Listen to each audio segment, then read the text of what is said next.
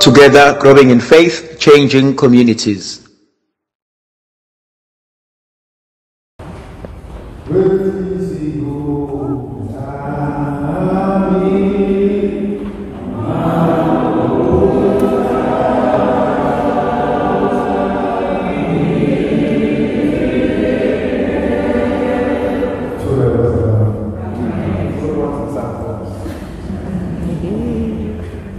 Sangazami makathunyiswe uJesu Kristo. Ngifisa ukuba sibuke incwadi kaExodus chapter 20 from verse 22 sime verse 26. Exodus chapter 20 verse 22 to verse 26. Uthi uNkulunkulu uma ekhuluma nabantwana bakwa-Israyeli uthi ngicela ukuba nibaphathe kahle abokuhamba kumbe abayizifiki endaweni yenu. Lento ingenza ukuba ngibukisise izinto ezimbili ezibalulekile. Eyokuqala ukuqonda ukuthi abantwana bakwa-Israyeli kungenzeka ukuba sebehlala phakathi kwabantu engesiko amaJuda nengesiko abakwa-Israyeli. Into yokuqala leyo. Eyesibili into engithintayo yukuthi uNkulunkulu ubakhuza ngoba mhlawumbe indlela abaphathana ngayo ayinhle. Yona nkonzo engifisa ukuba sithi uyibukisisa namhlanje uma ufunda incwadi umpostoli Pawulo ayibhalele uFilipu uKolose isahluko sesine uverse ka-17 athi lize limtshele u-Agrippa ukuba ayiqaphele inkonzo ayitholile enkosini. Ngifisa ukubuza umbuzo uNkulunkulu hleze asibuza wona ukuthi njengomndeni sisaphathene kanjani, njengamalunga omndeni sibambisene kanjani, sithwalisana kanjani, sisizana kanjani ey'ntweni zethu. Le nkonzo mina ivuka ekutheni ngiyakwazi yini ukuveza umusa nothando kubantu engihlalisana nabo. Thandazami, miningi imizi, baningi abantu abangabhekani, abangafunani, abagudle esibelethweni sinye, bashiyelana ibele. Othi omunye mebona omunye esenkingeni esikhundleni sokuthi elule isandla ayosiza kube uyena ogijima kuqala ayoxoxela abantu, ayokhombisa ukuxakeka komunye umuntu, ayohlekisa ngosizi lomunye umuntu. Kunabantu okungenzeka ukuthi bazalwa ndawonye, basonta ndawonye, kodwa esontweni ngeke kusho ukuthi labantu abandawonye, ababhekani, abafunani, bakhulumana kabi. Omunye ungamthola esemgaqweni esenkingeni elimele kudlule okwakwabo, athi beyosiza maqeda bona ukuthi kanti usifanibani ancife ahambe engathi akunakalanga lutho. Zithandwa zami zivela emndenini, emakhaya. Abanye babantwana bethu ababhekani bangasifika sihleli sonke elounge, meke angena usifanibani omunye ubona ngaye esesukuma eseye kamereni. Uma besekhishini bobabili ibhodwe lomunye lingaze lishe elomunye engakwazanga ukunsiza, selaphenduka ibhodwe lakangcezu, umazibonela, umaziphendulela. umbuzo uNkulunkulu engibona esibuza wona ukuthi sisizana kanjani. Charity begins at home. Ukuthi abantu bangibuka nginjani, abantu banqoma kanjani engikwenzayo ngikwenzela abantu bangaphandle, kodwa bangihluleka ukwenza ekhaya, angisoze ngasimama.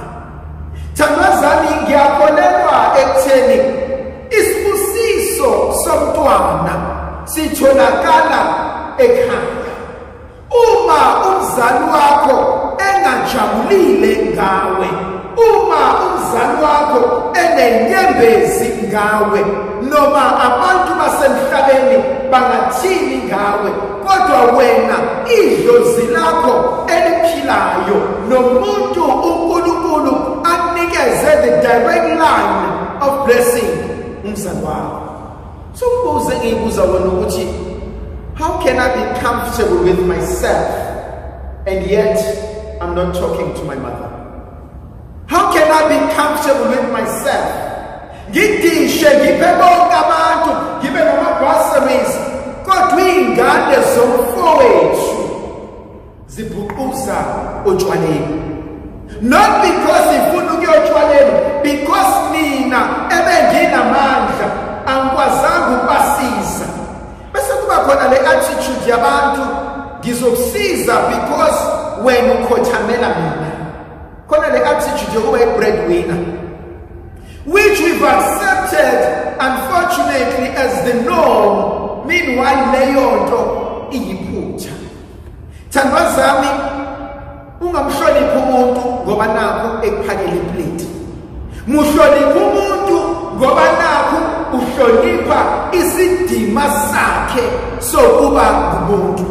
Ngoba umuhloniphi umuntu ngoba ephakela iplate, uyokwenza njani today engasakwazi ukuphakela iplate? Ungangihloniphi ngoba nakho ungibona ngubaba ngikwenzela zonke izinto nomntanami. Sizofika isikhathi la amandla ami khona ezophela. And so umuntu indlela omtreata ngayo kumele ngizibuyelele emuva ukuthi kungani ngenza lokho. Sibuyelele emuva kancane kulomkhuba wama-breadwinners.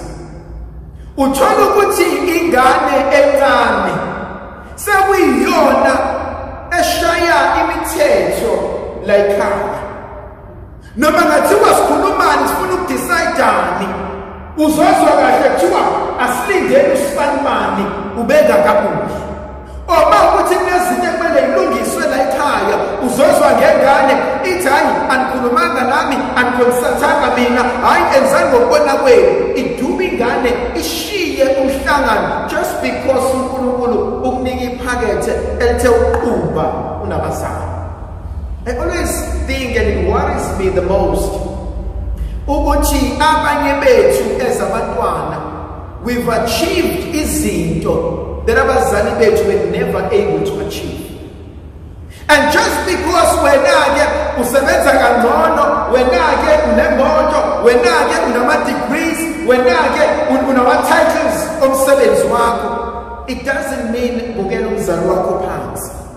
Because it's something, whether you like it or not, uNkulunkulu has chosen him or her for you. Uyazi uNkulunkulu angimcela ukuthi angichuzele uma, angichuzele ubaba. But uNkulunkulu knew ukuthi kunezinto azoyifihla uma nakubaba ezizongenza le ndoda engiyona namhlanje. But the other principle that I also find absolutely important, eyokuthi sithandwa sami, I am blessed so that I can be a blessing to someone else. Thandwa sami, ngiyibonile lento empilweni yenzeka. Athi uNkulunkulu sifanibani ngifuna ukubusisa. Take the story of David. uDavide ufuna ukwakha umuzi akhele uNkulunkulu. Athi uNkulunkulu, Davide, ngiyawufuna umuzi, kodwa ngifuna ukwakhelwa izandla zakho. And so uNkulunkulu allows uSolomoni oyingane kaDavide ukuba imakhele umuzi. I'm convinced ukuthi abanye bethu kunezibusiso esiyitholayo not because of ukusebenza kwethu, not because of ikhandla kwethu, but because uNkulunkulu ubefuna ukubusisa abazali bethu, kodwa athi uNkulunkulu ufuna ukubusisa abazali ngenzalo yalomzali.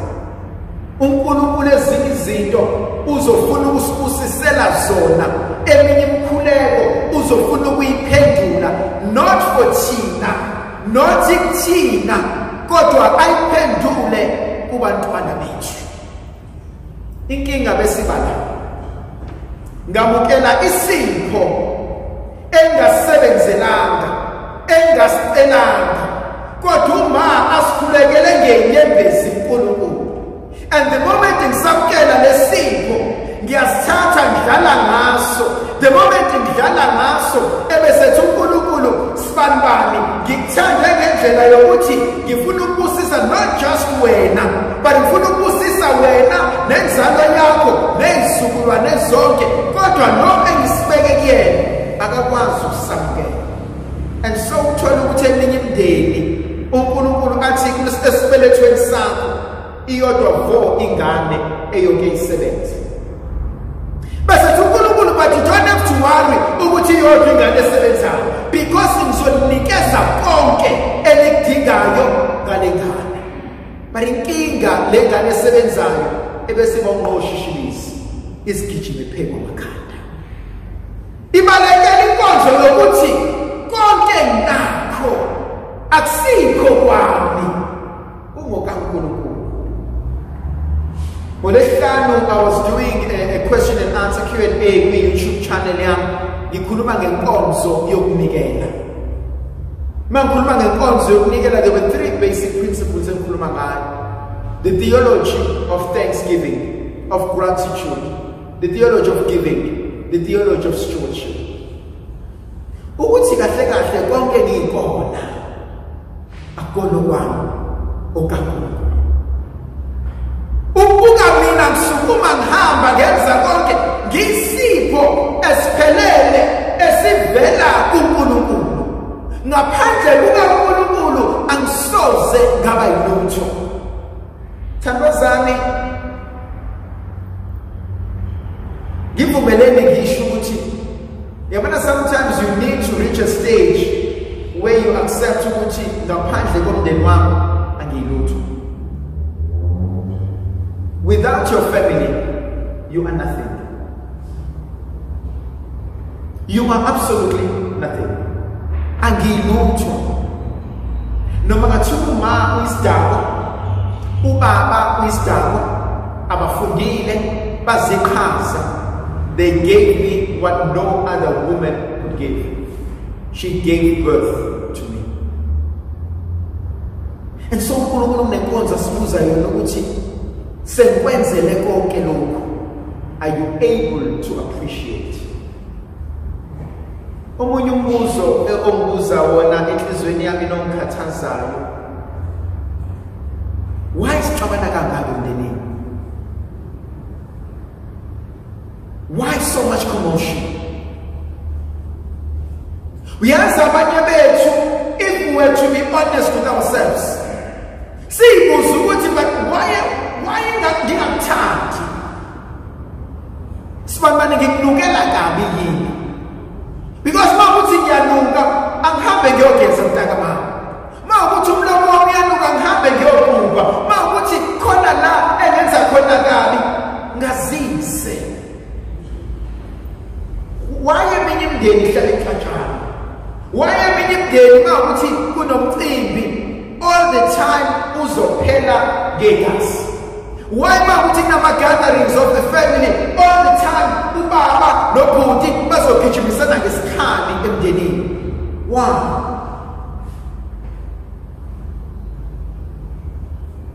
Ngicela ukukhuluma. Uyabona abantu abaningi banomkhuba okwamanje ukunaleli themu lokublame ama-2000. Nabona ama-2000 lezingathi ama-2000 ezisibukisa ama-flames. Zisibukisa ama-flames zingathi ama-2000 and ziyablame ukuthi awukuthi ama-2000 zenza ukuthi lezi ngane zigqoka kanje, lezi ngane ibehave kanje, lezi ngane. The problem ithandwa zami ukuthi we've made it normal. Uyabona thina sikhula wawuthi uhambe emgaqweni wayengandlula umuntu omdala ebona usekhutheni kubo yena oqashela wena kubo yena oshawa amahloni ebuka into eyihlazo oyenzayo. Nawo ingane zethu uma upick up intombazane noma umfana no boyfriend noma no girlfriend abanika imali baye ku-date futhi ingane imali ukuthi uyohlala nendoda ivakashele umfana endlini ukuthi no they are chilling. Well, don't blame it masebebithisana uwena nje obanika uthambani abantu abamjolani. Yazi thina sikhule kuthiwa wemntana akunaki isikole amadoda namantombazane uyowafica khona. And so umuntu ne-mentality otshele ukuthi awunaki isikole ukuthi ukephi nempilo bese ubuka lona ogijimisa abafana namantombazane at a very tender age ngoba nakuma noma mama is very liberal. Yazi inkinga yethu sisuke sathanda isingisi kakhulu sathi iy'ngane ziyadate. No, I date ayinasimilo. And then iy'ngane zethu zima nabafana emgaqweni. You know, it seems normal now ukuthi ingane seyikwazi le phone uyithengelwe yinina uku-WhatsApp kwi-profile pic yakho ufaka isithombe sendoda sentombazane nge-airtime ethengwa yinina ngefoni ekamereni lakho kuney'thombe. Kunabazali abayenganeni eno-16, 17, 14 wentana kungasho no ma because so and so is cheating. What the hell? What the hell? Iy'ngane zethu grade 8, grade 9, grade 10, grade 11, grade 12 ziye esikoleni ziqhuba izisu. And guess ubani olwa lezo zinto? Imina njengomzali noyingane yami has a right to education noyingane yami kumele ifune. Akuseyona ingane lena. I meet ingane na 15 ena 12 I meet unkosikazi lobo ukuthi nje ibhadi lakhe akamthonanga umuntu ozomshaya kodwa unkosikazi lona. Thando zami inkinga is not with ama 2000, inkinga is with parenting. Yazi siyayisabi ingane zethu. Ngibuka ingane ebitotoswa ubaby lona khona nabo abathanda ukuthola ingane sebebadala bayibiza ngompesheni. Umpesheni wami lona ubaby wami nje lona ngizoprovide everything. Hayi wena ngifuna uhlupheke ngahlupheka kabi mina mayikhuzwa ingane yena othetha kuqala. Uyazi inkinga yethu we too busy living life. Uma ingane ikhala siyenze njani? Thatha idamu ufake enganeni. Ingane yakhala wenze njani? Thatha ibhodlela ufake enganeni. And it's an attitude esikhula ngayo. Ingane ikidlalela amafilimu uyikhuza ingane. Wawayibona ingane bakhona abantu iyabukisa ingane bakhona abantu. Igijima phezu kwamatafula yenze zonke izinto. Ishaya umuntu omdala ikushaye ngempama nawe. Ubabazi bese ethi ohlakaniphile hayi ijwayele vele. And so nasingane zethe siyidodosile sazenza amaqanda sayiprovide with everything. Ayikho into ebuhlungu njengokunika ingane yonke into engayisebenzelanga because leyo ngane iyohlala yazi ukuthi I ask mommy, mommy gives. I ask daddy, daddy gives. And you know inkinga ikephi? Zenzeni ingane zethu zizoshisa wonke ama-universities. Why? Because when mommy can't give me, I will throw tantrums, mommy will give. Uyazi khona umuthi esakhula ngawo ekhaya sisigquma ngawo siphalaza ngawo umpetshisi. Lithi izwi uNkulunkulu uyamyala umuntu amthandayo. Uyazi umzali uma ufuna ukuthi uyayithanda ingane yakhe uyifake endleleni. Bese kuba khona-ke etheme ikhula kwathi uyibizodwa kwathi uyibihlukunyezwa. Awubuka ingane ebitotoso buka le bethi uyibizodwa ithe ngokuhlakanipha kwayo iyathi ngiyabonga mama ngiyabonga baba. Loyana uwutho lona akayutho. Yabona ithanda zami, there is a principle I always think of empilweni yami. Uma uhluleka wena ufundisa ingane yakho ukuyiphatha umhlaba awunababa. Umhlaba uyashaya ingane yethu. The other thing engibuka ngithande ukuthi siphilisana kanjani. Khona abazali abanolimo olubaqambile. Bazinyoka. Bangoba noma bephetha. Mangivakashele le ndodakazi yami ngiyokhuluma kabi ngaleya. Mangivakashele le ndodana yami ngiyokhuluma kabi ngalo. Ngifuna ukuthandwa yilo at the expense kalo. Ngifuna ukuthandwa yilo at the expense kalo. Webaba uzofa. Makuwena oqhumisa udweshu emzini wakho uphila. Le mpetho efakayo einganeni zakho. My God. Musufike ezweni lo babamkhulu. Mawuthi uyafika athi amakhehla susani lento le iphiciphici. Lizosiphatha noma sesizulwini uNkulunkulu uzoyakhe. And hence ithandwa zami sinenkinga yabantu akade bashona. Abekho ndawo bayatata. Bayokwenzela imisebenzi bayobuyiswa bohlanganiswa nezidalwa abekho ndawo. Why? Lithi idlozi angikwazi ukuhlala neziphiciphici. Wena wakhathi umuzi uphila nasekufeni kwakho lokhathi umuzi. Ngiyawuthanda ukukhuleka kwaMaroma. Ngiyazi ukuthi ngiyakufa. Kodwa my God. Ngosala nani? Ngoshiyani? How can I be comfortable ukuthi emzini wami ingane zabayizwa?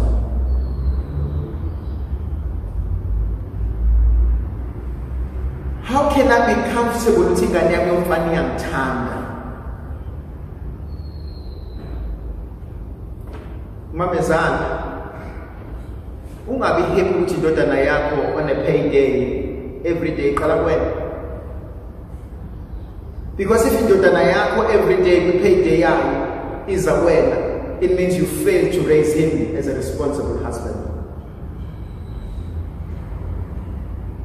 Akaqale kwakhe. Uthi uJesu evangelini mabembuza umbuzo abafarisi bahlulekile abasajusi babuyela kuJesu bathi Nkosi muphi umthetho omkhulu nayo yonke. But ngithanda ukukhuluma kancane ngeattitude yabasajusi. Abasajusi they go to Jesus because uJesu has silenced the Pharisees. Sisakhula during the struggles kwakukhona le moto an injury to one is an injury to all. Nekhumbula leyo shaywe injury to one, injury to all. It gives them more mentality. But ingozi yalento yokuthi umngani wami abangani bakho izitha zakho. But then bese ngiyayibuza ukuthi but if ukuthi sabangani siyazwana ukuthi awuzwani noma kudlalosa uzwani nonzama anginankinga mina nomdlalosa nonzama wena ungazwani nami. But the point yami ngiyakho ukuthi uthengela nijazi ngilole lapho. Uyazi abantu abaningi esingazwani nabo namhlanje abasenzanga lutho. Ukuthi nje wena uklasi umngani wami, wena ubukela phansi uma, wena awusifuni like ngikwenzeni. Khona nomkhuba ezivama ukwenza baxabene abantu abadala abazwani. Ingane ingena apha ekhulumenza abantu abadala. Nangu manje baba bazwani sezokusukuma ingane encane sezokhuluma ikhomba baba emehlweni ithembisa ubaba isibhaku manje ifuna ukumxosha manje emzini wakhe. Uyazi thina sikhula mhlawumbe sahlukumezeka sisakhula yabo. Uyazi makuhlelwe lounge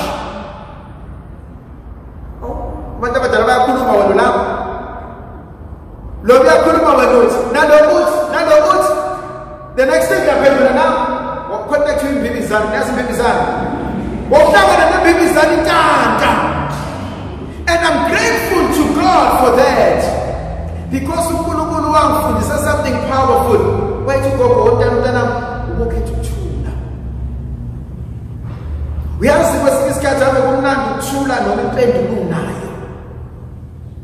You must never uphendule yonke into obuzwa yona.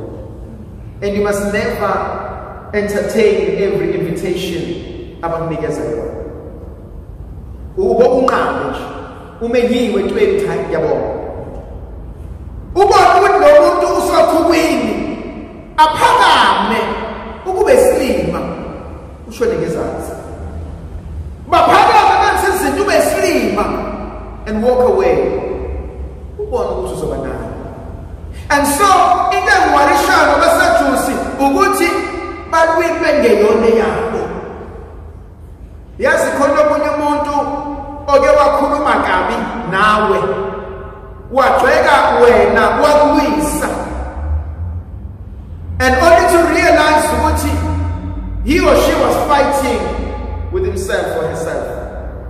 Yamazi umuntu osempini yakhe kodwa cannot handle ukuthi akekho at peace, alwise wonke umuntu oseduze kwakhe.